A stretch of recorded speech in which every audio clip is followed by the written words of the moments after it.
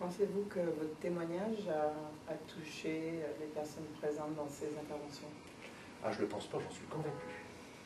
Je l'ai vu à travers leurs questions, et surtout lorsque on a terminé notre prestation et que les gens se sont levés debout pour m'applaudir, et ensuite ils sont venus devant moi, et il y en avait 25, 30, 40 qui sont venus les uns après les autres avec une autre question, et qui m'ont embrassé, qui m'ont félicité, qui m'ont serré la main.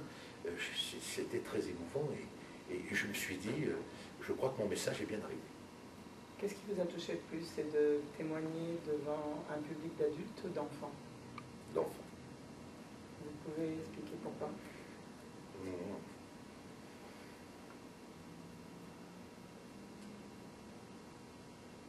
C'est facile à comprendre. J'étais très près d'eux, et ces enfants étaient les mêmes que ceux que j'ai vus à Baudelaire-Hollande ou au Veldiv. Je ne sais pas faire la différence, et je me dis que ces enfants, ils auraient pu être au Veldiv, que ceux qui étaient au Veldiv, c'était les mêmes que ceux qui étaient là. Donc j'ai du mal à les regarder avec leur visage tellement honnête, tellement innocent, et j'ai du mal à les regarder sans les transposer, et cette transposition est très douloureuse. Je comprends. Qu'est-ce que vous pensez que ce voyage en Floride vous a apporté personnellement?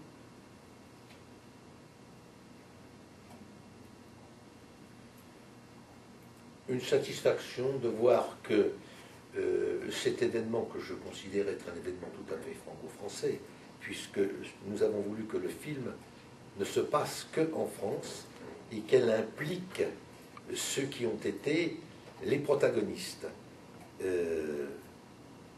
Je sais que l'Amérique connaît assez mal la France et connaît virtuellement pas cette page cette sombre page de l'histoire de France, d'abord parce qu'elle a été occultée par virtuellement les gouvernements qui se sont succédés, jusqu'à ce que Jacques Chirac, en 1995, lors d'un important discours, a dit, avec ses qualités de tribun, oui, la France a commis l'irréparable.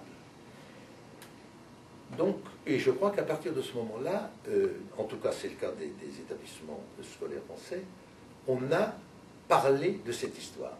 La France avait eu le tort, à mon avis, de jeter sur cette page un voile pudique pour ne pas culpabiliser la population française. Mais la population française n'avait pas besoin d'être culpabilisée, car, je l'ai dit, et je vais en profiter pour le redire là, il n'a été déporté que, et ce que me gêne beaucoup, la pauvreté de mon langage ne me donne pas autre chose, il n'a été déporté que 25% de la population française, juive, enfin des juifs de France.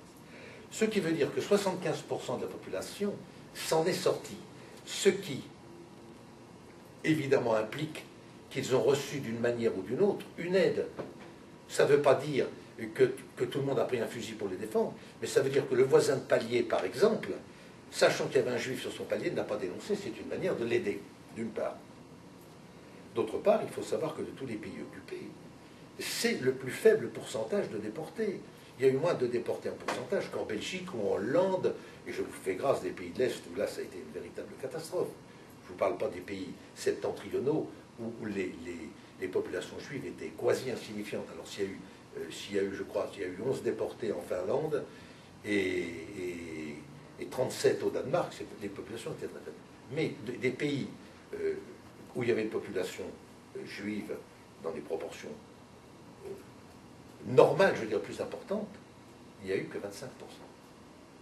Donc, ces enfants que j'ai eus, et même ces adultes que j'ai eus dans l'établissement scolaire que vous venez d'évoquer, de citer, bien, ils ne savaient pas grand-chose.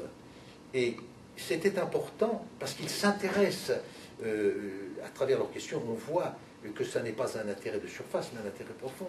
Il était important qu'ils connaissent la réalité de cette page où ils auraient pu porter sur le gouvernement des jugements qui n'auraient pas été étayés de suffisamment d'informations. Voilà ce que je peux dire. Très bien. consul de France, Monsieur Gaël de Maisonneuve et Madame Gaël de Maisonneuve, ont donné une réception en votre honneur. Qu'avez-vous pensé de ça? Eh bien, d'abord, je me suis dit, c'est parce que je le vaux bien, comme dit la publicité. J'ai été très touché parce que monsieur le consul a prononcé une invitation qui m'est allée droit au cœur. Et j'allais dire, je m'en suis trouvé indigne, mais ça c'est faux. Ma vanité personnelle était largement nourrie. Donc j'ai trouvé très beau que la France, à travers monsieur le consul, ait rendu cet hommage qui en même temps était adressé. Vous êtes arrivé il y a une semaine à Miami. Comment vous sentez-vous une semaine après? Est-ce que vous avez grandi?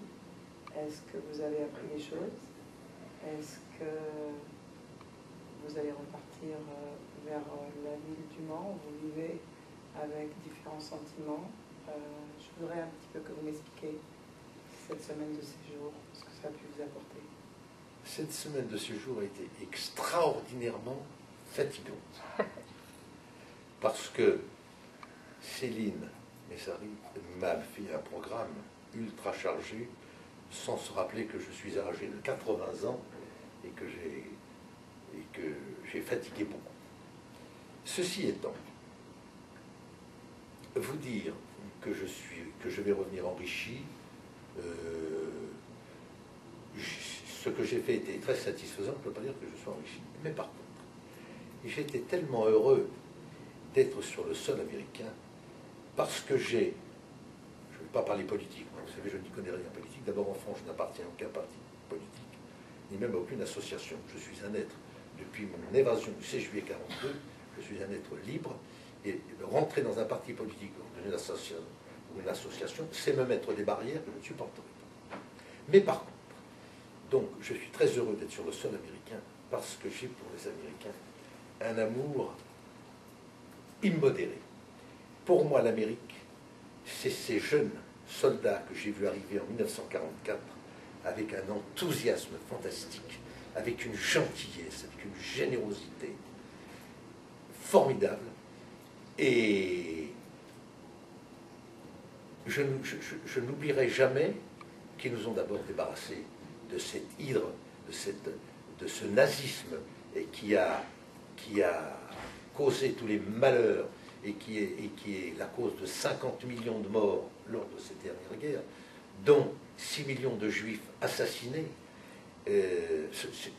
Si l'Amérique n'était pas intervenue, je crois qu'on y serait encore.